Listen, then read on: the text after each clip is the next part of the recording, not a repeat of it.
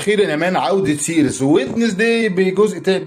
السوبر ناتشرال، ايه الكوميدي اللي فيه فايب كده دارك، بجانب ان تحس انه شعرايه كده ثريلر.